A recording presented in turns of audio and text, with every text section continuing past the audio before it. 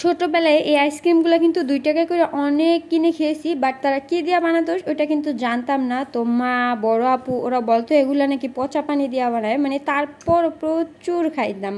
যেইখানেই থাকতাম ওই মাইকের শব্দ শুনলেই দৌড়ে আসতাম এই আইসক্রিম খাওয়ার জন্য। আর এখন আমার মেয়ে এত আইসক্রিম পছন্দ করে, বিশেষ করে গরম আসার পর প্রত্যেক দিন তার 3 থেকে 4টা আইসক্রিম লাগে, তাও 20 থেকে 25 টাকা দামের আইসক্রিম।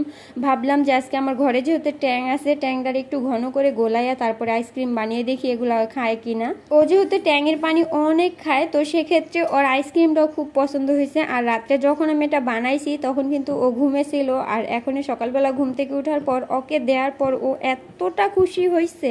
তো ভাবলাম যে আমিও একটা খেয়ে দেখি। তো ওর বাবার একটা দিছিলাম, ওর বাবাও খাইয়া বলতেছে না অনেক ভালোই হয়েছে, খাইয়া দেখো তুমি কুলফি আইসক্রিমের মতো।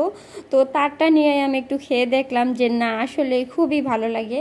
এই গরমে কিন্তু গ্রামের বাচ্চাদের রাস্তা থেকে যে আইসক্রিমগুলা বিক্রি করে ওগুলা কিনে না খাইয়া ঘরে থাকা ট্যাং কিংবা ট্যাং কিনে আইনা এভাবে বানাই দিতে পারেন, এতে কিন্তু বাচ্চা ফ্রেশ একটা খাবার পায়, প্লাস টাকাও সাশ্রয় হয়। মজা মা। আচ্ছা তুমি আর বাইরের আইসক্রিম খাবা না, এগুলোই খাবা এখন থেকে, হ্যাঁ ঠিক আছে।